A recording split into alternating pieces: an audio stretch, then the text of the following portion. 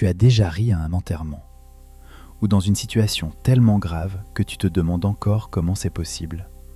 Ce n'est pas de l'indécence, ce n'est pas un manque d'empathie, c'est l'un des mécanismes de défense les plus sophistiqués du cerveau humain.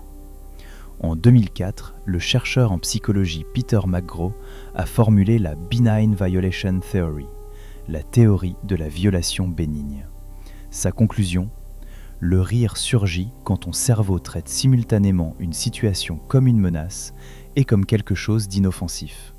Cette contradiction est le détonateur. Quand tu te retrouves dans une situation terrifiante, ton amygdale s'emballe.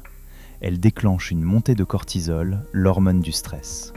Et puis quelque chose d'étrange se produit.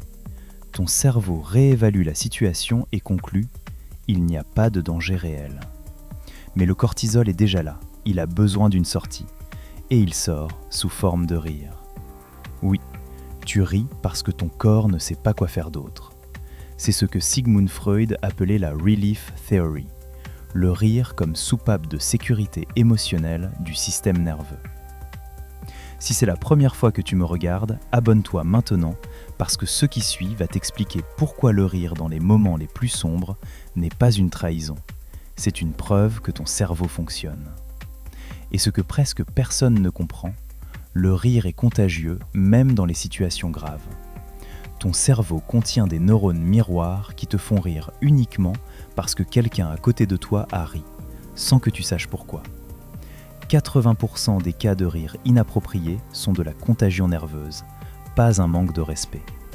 Ce qui veut dire que la honte que tu ressens après n'est pas une définition de qui tu es, c'est une réaction sociale. Rire dans les moments difficiles n'est pas une trahison. C'est la preuve que ton cerveau se régule avec une intelligence émotionnelle rare. Est-ce que ça t'est déjà arrivé, rire dans un moment grave et t'en vouloir après? Ou tu penses que dans ces situations-là, le rire vaut mieux que l'effondrement? Réponds en commentaire, les réponses vont te surprendre.